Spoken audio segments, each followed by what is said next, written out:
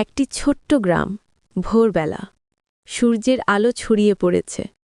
পাখির কিচিরমিচিরে গ্রাম জেগে উঠছে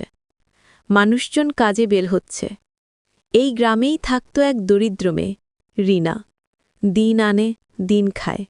তবু তার মন ছিল সবার জন্য নরম রিনার সংসার রিনার ঘরে তখন মাটির চুলায় অল্প ভাত রান্না হচ্ছে মা অসুস্থ শয্যাশায়ী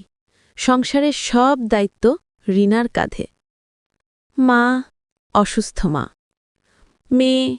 আমাদের ঘরে কিছুই নেই তবু আল্লাহ ভরসা কাছ থেকে একটু ভাত নিয়ে আসিস রিনা জানত তাদের ঘরে খাবার অল্প কিন্তু সে সবসময় ভাগ করে খাওয়াত কাজে যাওয়ার পথে ঝোলায় অল্প ভাত আর শাক নিয়ে রিনা বের হল কাজের উদ্দেশ্যে গ্রামের কাঁচা রাস্তা চারপাশে সবুজ মাঠ তবুও তার মনে হালকা দুঃখের ছায়া হঠাৎ রাস্তায় সে দেখে এক বৃদ্ধ ভিক্ষুক বসে আছে ক্ষুধায় কাঁপছে ভিক্ষুক মা একটু খাবার দে 3 দিন পেট ভরে খাইনি রিনা থমকে দাঁড়াল মনে মনে ভাবল আমারও খাবার অল্প কিন্তু এই বৃদ্ধ মানুষটা হয়তো একেবারেই কিছু খায়নি বাবা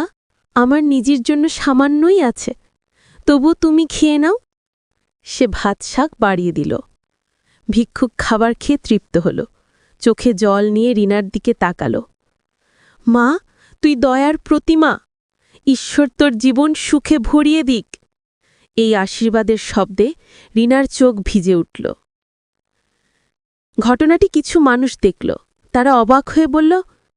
নিজে না খেয়ে ভিক্ষুককে দিল সত্যিই মহান মনের মেয়ে এভাবেই ধীরে ধীরে রিনার নাম গ্রামে ছড়িয়ে পড়ল পরের দিন কাজ থেকে রিনা মজুরি পেল হঠাৎ জমিদার তাকে ডেকে বলল